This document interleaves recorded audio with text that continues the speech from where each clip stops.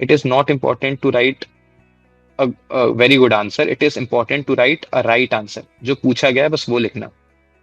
ये वाला सवाल था, caste system in India has adapted to the forces of modernisation, urbanisation and economic liberalisation, illustrate with examples.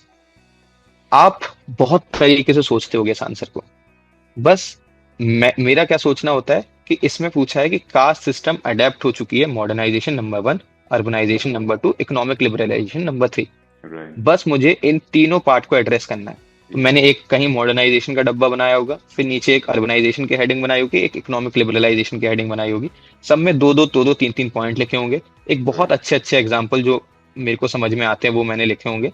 And then just conclusion में anything what is coming in your mind. It is not important to write a very good conclusion. जो भी conclusion, कुछ भी अपने mind का conclusion लिखो, last में question से कनेक्ट कर लो, truly adapting to the changing circumstances. It's right. Not a good conclusion but yeah, the most important thing is write what is asked, give very good examples. If you can write a lot of points, that's a cherry on cake. That's the best what you can do, and then conclude जो भी आता हो। तो इसमें मेरा answer इसमें writing में जो आपने मैंने आप पहले भी अभिजीत, बताया था मेरा। आपने क्या कोई मॉडल वो भी कर रखा था क्या कि एक सेट स्टैंडर्ड है कंक्लूजन का, इंट्रो का, मतलब ये लिखूंगा मैं? बिल्कुल नहीं, मैंने बताया इंट्रो एंड कंक्लूजन मेरे लिए लीस्ट इंपॉर्टेंट थिंग होती थी। मेरे लिए इकलौती इंपॉर्टेंट थिंग होती है कि जो पूछा है वो लिखना है। This is the most important thing in my answer copy.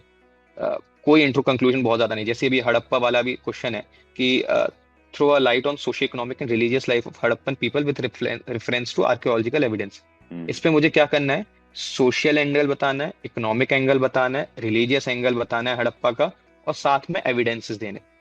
Right. बस इतना ही है। ठीक है, छोटा सा इंट्रो कुछ भी लिख दिया। सोशल लाइफ में मैंने लिखा कि चिल्ड्रंस क्या करते थे, वुमेन्स की हेयर स्टाइल, ये सब। इकोनॉमिक में मैंने थोड़े से एग्जांपल लिखे, आर्कियोलॉजिकल एग्जांपल, और इकोनॉमिक में क्या था, सोशल में क्या था, एंड रिलीजियस में क्या था भी नीचे दिख जाएगा। तो जस्ट डिवाइड द क्वेश्चन जो पूछा गया उसमें, right a lot of points and lot of examples जो आप लिख पा रहे हो।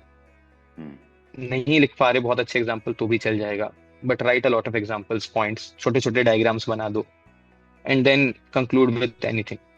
अगर प्रीलिम्स दे रहे हो तो उस टाइम पे बहुत सारे एमसीक्यू करने हैं, बिल्कुल आंसर राइटिंग के बारे में नहीं सोचना। जिस टाइम आंसर राइटिंग कर रहे हो उस टाइम पे बिल्कुल नहीं सोचना इंटरव्यू में क्या पूछा जाएगा, या फिर ये इसका एमसीक्यू क्या होता है। सिर्फ आंसर लिखने हैं। एंड जब इंटरव्यू आ रहा हो तो बिल्कुल प्रीलिम्स का नहीं सोचना है। जस्ट आपको बातें करने की प्रैक्टिस करनी है।